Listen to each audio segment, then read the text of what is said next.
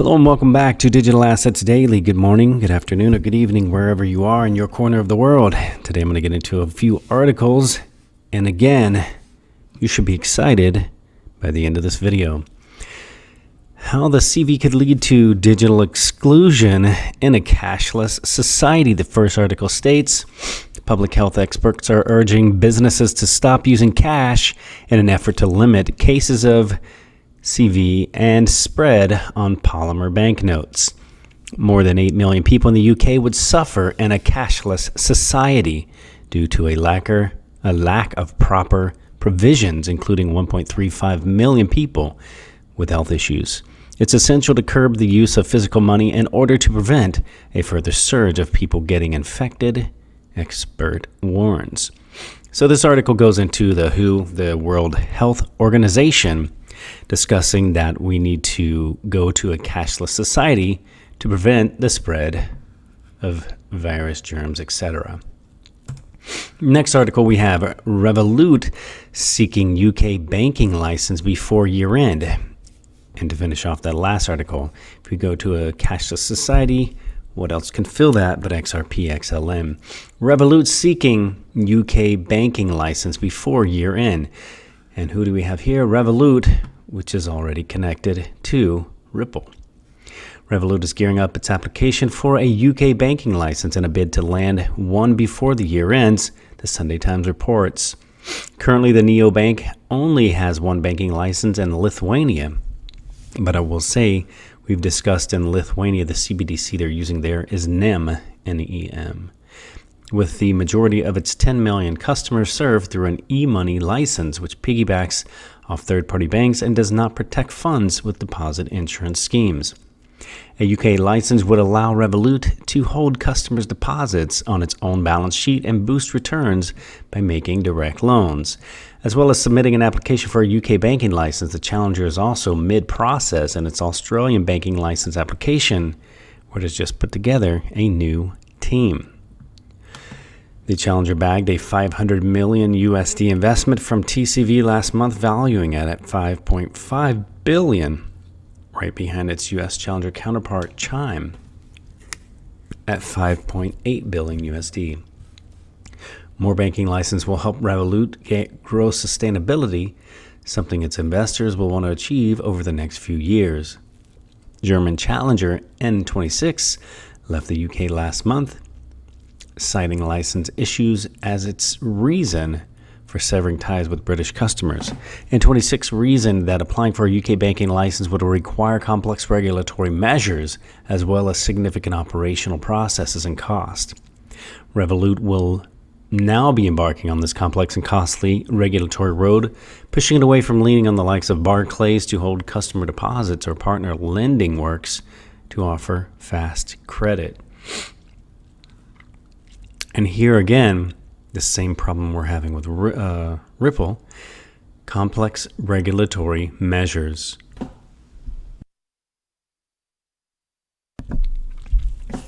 It's that regulatory clarity that's holding up everything. And here we have the UK banks prop up SMEs with £7 billion amid the CV. Let's see, NatWest has committed a $5 billion fund, whilst Lloyds Banking Group has committed £2 billion in fee-free finance for small businesses with revenues under £25 million. And again, we've connected NatWest and Lloyds as well to Ripple. Aside from the funding, these measures also include deferring customers' payments on loans and mortgages for up to 3 months. NatWest says its fund will help businesses across all sectors and where there is the greatest disruption and need, whilst Lloyds promises to support those SMEs with disrupted cash flows as a result of supply chain interruptions and high staff absences. Currently, NatWest has promised 3-month loan and mortgage repayment deferrals. TSB has told borrowers that they can defer mortgage repayments for up to 2 months. And Lloyds has said in certain circumstances, repayment holidays will be provided to those businesses impacted the most. Santander has also provided some insight on the matter, stating that it has a team of experts on hand to support customers who have been impacted by CV, and notes that it will look at options, including deferring or reducing payments going forward. And again, as you know, Santander and the Royal Bank of Scotland are also connected to Ripple. Previously referred to as the Royal Bank of Scotland RBS Group, NatWest says it will also offer customers temporary emergency loans with no fees, increase credit card limits, offer early access to cash and fixed savings accounts without any charges, which TSB is also doing, and offer increased cash withdrawal limits of up to £500. Fees on credit card cash advances will also be temporarily scrapped by NatWest, and the bank will carry out proactive outreach to those SMEs that may be experiencing short-term trading issues. The ongoing uncertainty that the UK's small and medium-sized businesses are experiencing is unprecedented even by recent standards, says NatWest CEO Alison Rose. SMEs should not feel like they have to go through these uncertain times alone. We are here to help. Lloyds will also be scrapping arrangement fees for new overdrafts and overdraft limit increases and new or increased invoice discounting in finance facilities. Businesses' confidence in the US or in the UK have taken a serious hit for the following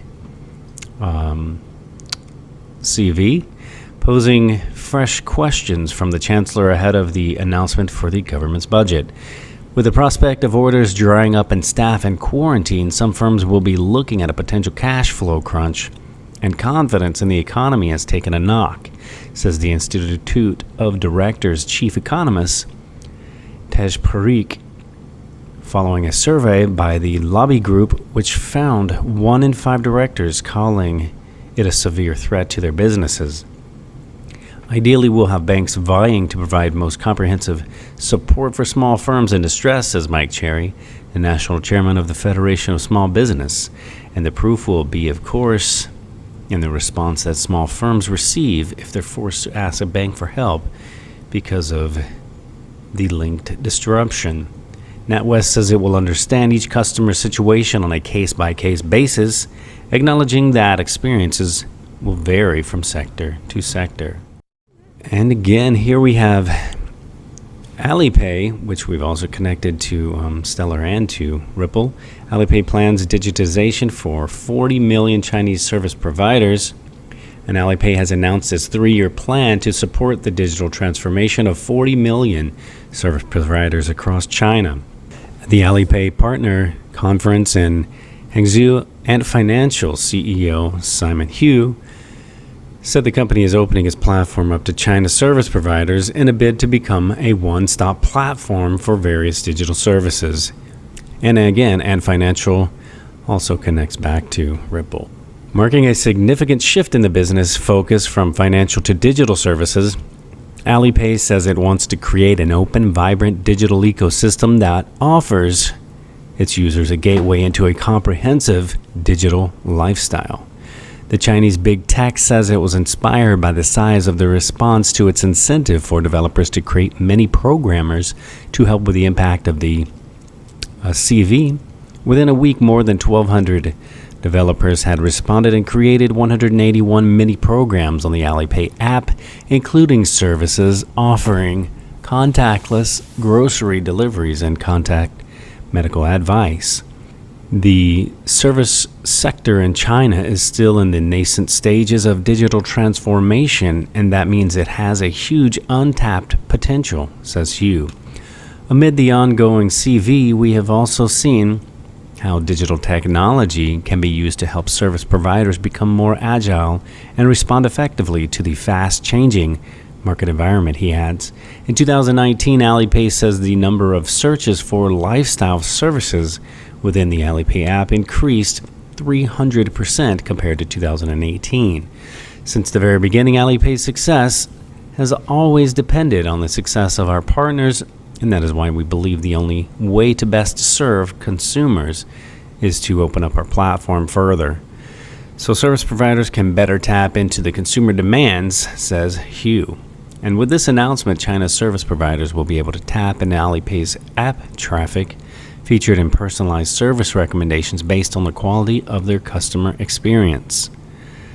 The big tech says it will also work with 50,000 independent software vendors, the ISVs, companies which package Alipay's technologies into their own to help the 40 million service providers digitize their operations.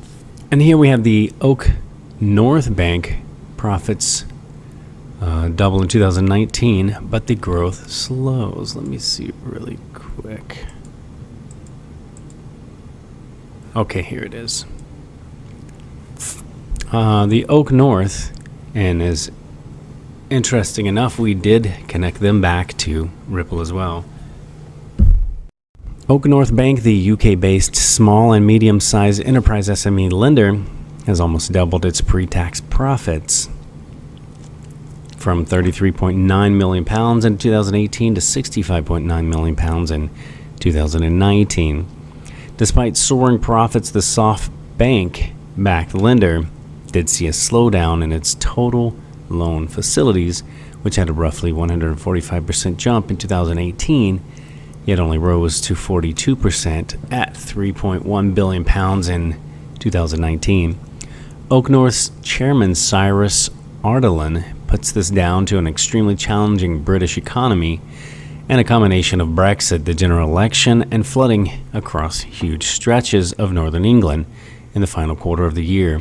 He believes these conditions created unprecedented uncertainty, and the co-founder and CEO Rishi Khosla acknowledges the economic risk posed by the recent outbreak of the CV and effects it might have on future results.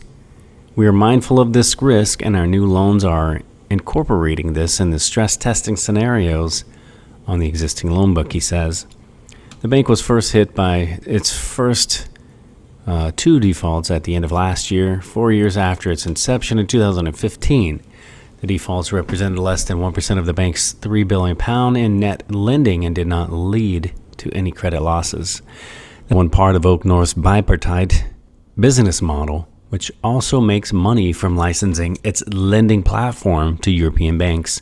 Yet to publicly reveal the profits of this business, Khosla says it's still profitable overall, now working with 17 banks and holding a total of £17.5 billion in an asset under management on its credit platform.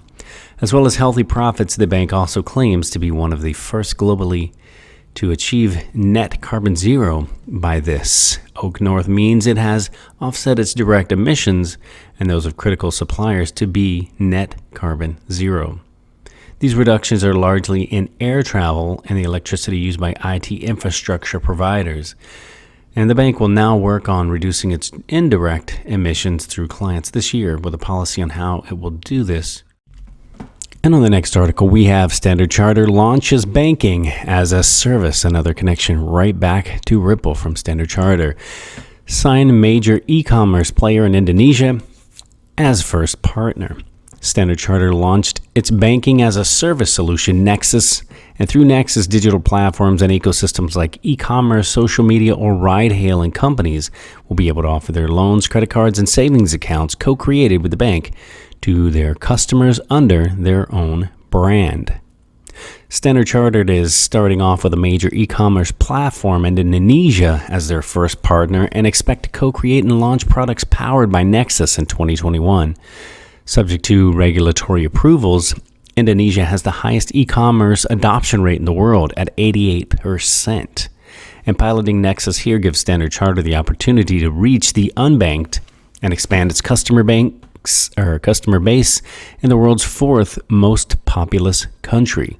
The bank intends to further roll out the service to markets in Asia, Africa, and the Middle East with the right regulatory frameworks and established digital platforms. And again, that is what's holding up this entire thing. So if you're an investor and you're getting frustrated, right here is the answer they try to tell you over and over and over again. Once we have regulatory clarity and the framework is set, watch how fast this moves. The USD 29 trillion e-commerce market and the fast-growing platform businesses space are constantly looking for innovative solutions that offer customers more choice and greater convenience. Nexus will help these businesses benefit from Standard Chartered's strong balance sheet and world-class banking technology to deepen customer loyalty and grow revenues. Bill Winters, chief executive of Standard Chartered, said Nexus is potentially transformational for the bank and our customers, and we will actively partner with leading consumer platforms in our markets to enable convenient access to financial services to millions of new tech-savvy customers. We are starting with Indonesia as part of our strategy to grow digitally and expand our business in this important, fast-growing market. The banking-as-a-service solution was incubated at SC Ventures, Standard Chartered's innovation, fintech investment, and ventures arm. It started from a business plan mooted by an employee who now leads the venture with a team of over 100 developers, engineers, and business development professionals across 3 markets. Standard Chartered has been actively experimenting with new business models to meet the evolving needs of its clients, and the bank recently announced a joint venture with Assembly Payments to develop and deliver next-generation payment solutions. In Hong Kong, it is set to launch a standalone digital retail bank in Hong Kong, Mox, in partnership with PCCW, HKT, and Trip.com, and has also built a digital open platform, Solve, to help small and medium enterprises, SMEs, in India and other markets grow by providing access to financial and business services. Here we have an article from January, but I thought it fit perfectly since we hadn't discussed it in this article with today's news. Alipay partner Tranglo integrates Ripple's cross-border payments. And again, another connection back to Alipay is through Tranglo. Alipay partner Tranglo, a Malaysian cross-border payment solution, has announced a collaboration with Ripple for the latter's remittance infrastructure, RippleNet. Tranglo began implementing Ripple's cross-border payments technology last November. According to its project manager, Estelao, the fintech is known for its cross-border payments application program interface API, which integrates with 18 countries, including China, India, Singapore, and the Philippines. The fintech did not mention whether it was adding the XRP digital asset, which reduces transaction times and fees, but it's clear that Tranglo's recent partnership with Alipay makes it a key player in the Asia-Pacific region. The Malaysian fintech partnered with Alipay, the Chinese mobile wallet owned by Ant Financial, earlier this month. As part of the partnership, Tranglo will facilitate seamless cross-border remittances to users of Alipay who will be able to receive quick and secure money transfers within the app, the company said in a statement. And again, we've already discussed the Ant Financial connecting right back to Ripple again. So again, you can see again and again and again that Ripple is connected, and it'll be more obvious when all of these NDAs expire that XRP is being used everywhere, and the price will be going up extremely high, as David says, because it has to.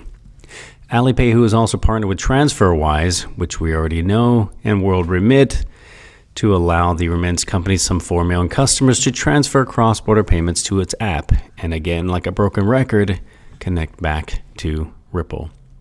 Alipay, which has more than 1 billion users when combined with its local digital wallets partners, has made clear moves into the remittance market in the last 3 months.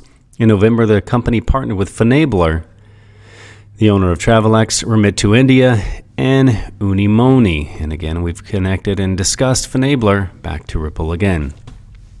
To get access to these various remittance services, it was one of its first steps into the cross-border payment space.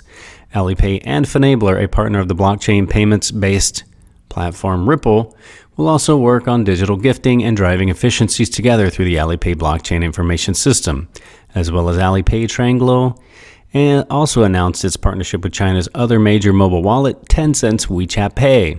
The collaboration will allow WeChat users in Hong Kong to send money to Indonesia and the Philippines, and we've done videos on them as well. OakNorth is Europe's most valuable fintech and in profit a rare breed of fintech unicorn. And when they discuss unicorn, they're discussing a billion-dollar company. OakNorth is Europe's most valuable fintech with a $2.8 billion valuation. It has lent $4 billion to British businesses without a single credit default. Earlier this year, it secured an investment of $440 million USD, the largest investment of any fintech in European history, in a round led by none other than SoftBank's Vision Fund in its first foray into European fintech. OakNorth has also raised over $1 billion USD of funding to date, ranking it as one of the top 5 best funded fintechs globally, according to Crunchbase. It has also successfully launched its data and technology platform, OakNorth Analytical Intelligence, with partners in 8 new global markets. If all of that is not enough to set OakNorth apart from most other fintechs, what makes it a rare breed of unicorn is that it is profitable. Its 2018 annual results revealed a 220% increase in pre-tax profits to $46 million USD in only its third full year of operations. Compare that to other billion-dollar neobanks in Europe, whose most recent accounts show losses. Atom, $70 million, Monzo, $43 million, and Revolut, $19 million USD. OakNorth is one of the best early-stage blueprints for success in global fintech that you will find. 18 months ago, I wrote about OakNorth and described it as the unicorn challenger bank you've never heard of. Last week, I popped my head into their office for an update, and if you still haven't heard of them, pay attention, especially you budding fintech entrepreneurs and investors. Whilst other European neobanks have succeeded in attracting large number of customers and closing 9-digit investment rounds, OakNorth is the only one to turn a profit in a short period of time. This in addition to high-quality proposition that meets a real market gap, a high-quality lending book, a high-quality proprietary in-house developed technology, a high-quality team and experienced founders and high-quality investors, makes for one of the best fintech recipes on the planet. There are, of course, a small number of exceptions in this rare breed of unicorns. TransferWise, which is rumored to be in the midst of sale as secondary shares, is valued at $4 billion by Goldman Sachs. And again, we've connected those also to Ripple. Has recorded a post-profit of $10.5 million USD for the financial year ending March 2018, and it has taken several years to get to this point and is moving a one-trick unicorn in the remittance space to offering multi-currency bank accounts to drive further growth. Funding Circle, the UK peer-to-peer lender, publicly listed in the UK in October 2018 with great fanfare, but its share price pulled back, has not fully recovered. Analysts recognize the company in a growth phase but are waiting to see a net profit, cast a net more widely beyond the UK and Europe, and there are a few examples globally of fintech and profit appearing in the same sentence or search result. I'm going to skip down. OakNorth is delivering a highly differentiated service to a key segment the market has been historically underserved by commercial banks, says Munish Varma, partner at SoftBank Investment Advisors. The company has a clear and ambitious vision to scale globally, and we're excited to work with them to achieve this goal. And the reason we kind of brought up this article from last year, since we had mentioned it earlier, what we wanted to show is that it was working right directly with the SoftBank. If you pull up the SoftBank group, you have all of their partners here.